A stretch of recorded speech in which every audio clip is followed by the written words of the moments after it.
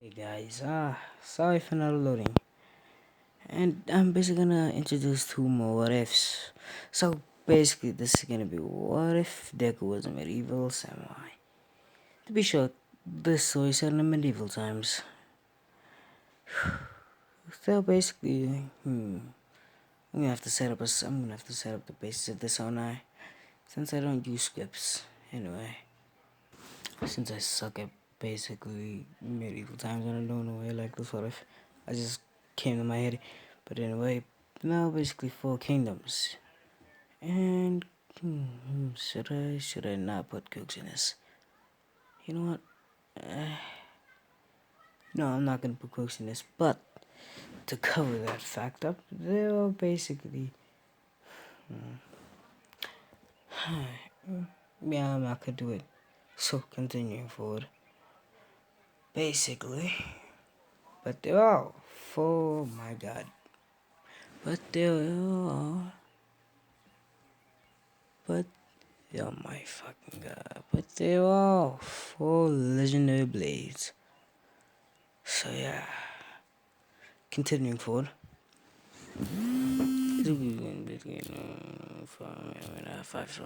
Anyway, continuing forward. If you didn't hear what I say, just if you did, just forget what I said and don't comment it. Anyway, basically, there are four kingdoms and four legendary blades. Well, let's say five. Yeah, five. Basically, it's the Yahoo's kingdom. But if you know have a better name for these, comment them down below since I suck at names.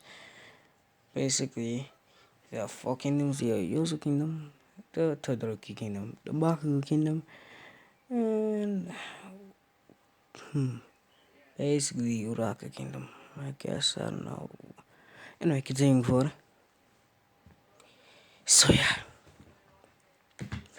after we're done with that, you know, we zoom. Well, basically backstory for Izuku. Izuku was born in basically in a small town village. This village was basically in poverty. It was struggling to get by, and yeah, and basically there are gonna be different monsters in this basically world. Basically, someone's gonna be like, nah. Basically, you get different types of monsters. So yeah, you. I can say, yeah, it's gonna be almost like goblins here. What should I make? But nah, you basically get goblins that only come out at night, and basically just like in goblins here, like to rape women. I think I don't know. I think that's what goblins do in goblins here. I haven't watched the anime yet. Basically get dragons. Basically different. Yeah, dragons, goblins, nightmares. If you don't know about nightmares, let me pull out the picture. This is basically a nightmare. A nightmare and a half in the real world, goddamn. This is basically a nightmare. So yeah, nightmares will probably come out at night to catch the prey easily. Next we got a watcher. Yeah, this is basically a watcher. Also, an ugly ass motherfucker. Watchers prefer to basically also come out at night. Most monsters here are just gonna come out at night, so yeah. A watcher. A watcher prefers to basically creep up on its prey and basically eat it alive. As you can see by that fucking mouth right there, oh my god. That's it's probably gonna give me nightmares later on, but hey, fucking gargoyles and yeah, and other weird, scary shit that you guys want in it. Anyway, continuing forward.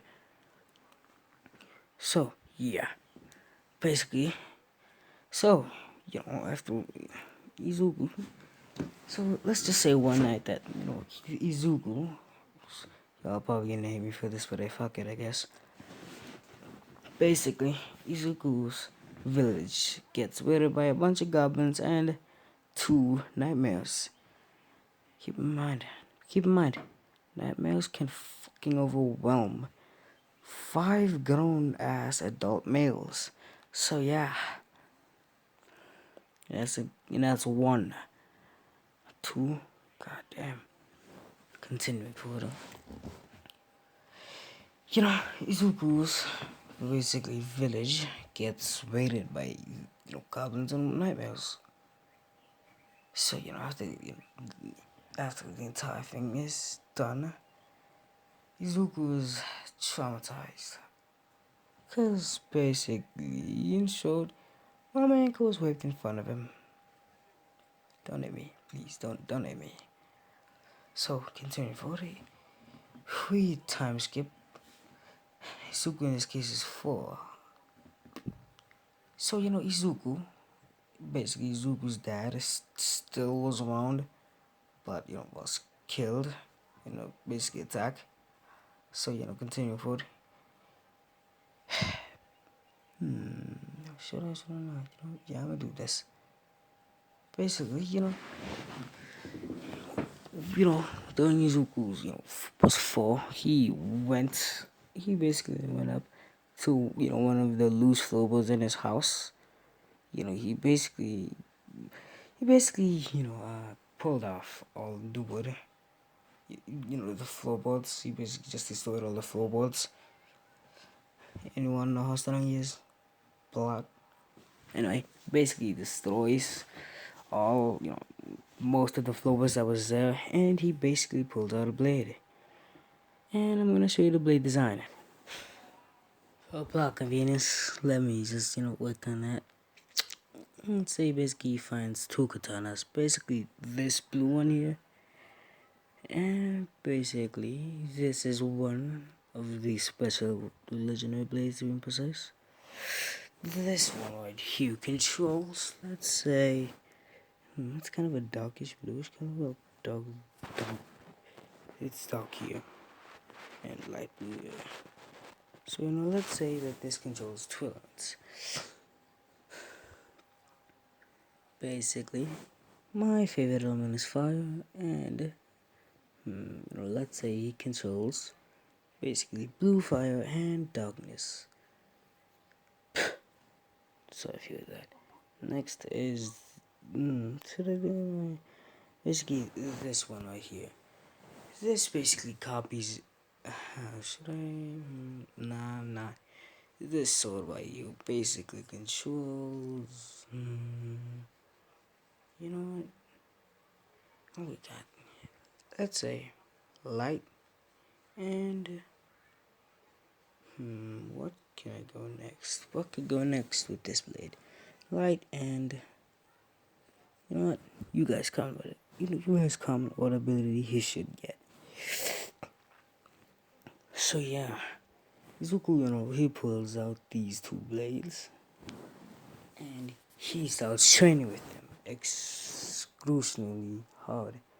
And basically, after the way those niggas, basically those things left. So yeah, continuing forward. Wow, this is gonna be weird. But yeah, continuing forward. After that's done, Izuku is finally. Izuku, time skip 10 years later. Izuku's 4, so he's 14 now. So yeah.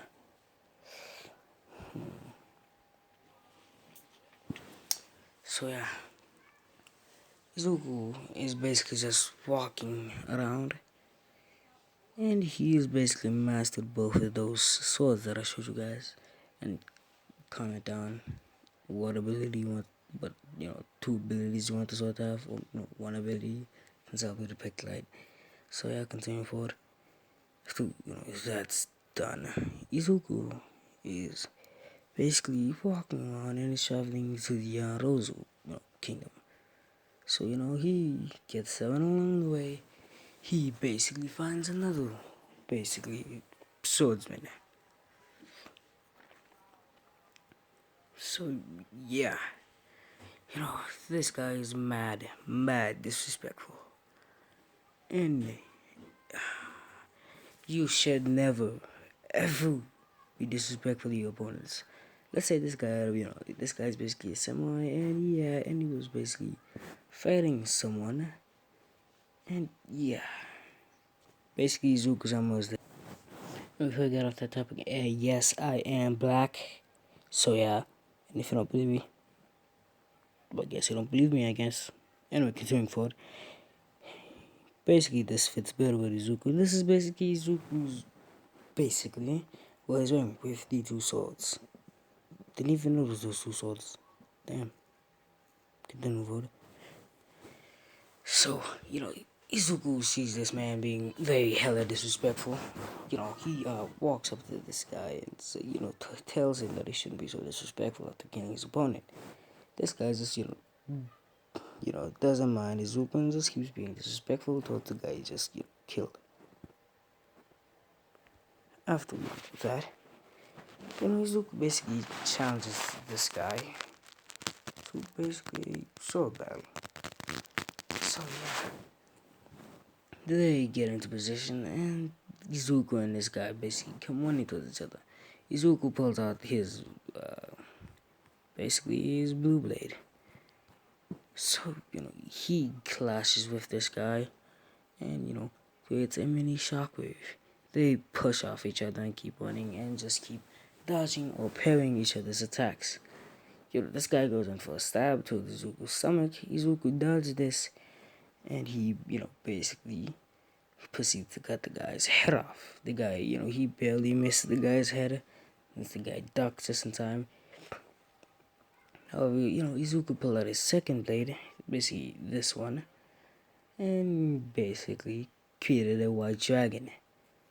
This white dragon basically went and basically bit down on this person and proceeded to basically fly up high into the sky and come down at a very fast rate. He came crashing towards the guy we came crashing back towards the ground at full force. So yeah, the dragon finally disappears after that whole thing. And the guy stands back up and has scratch marks or basically bruises all around his armor. Basically, after that's done, they come running towards each other again and continue clashing. Basically, Izuku tried to go in for a stab. The guy, basically went to cut Izuku, but Izuku does it. He basically blocked it with his one sword.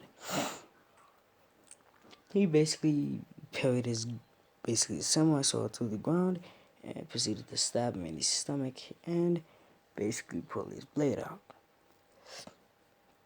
Well, more like basically, how can I say this?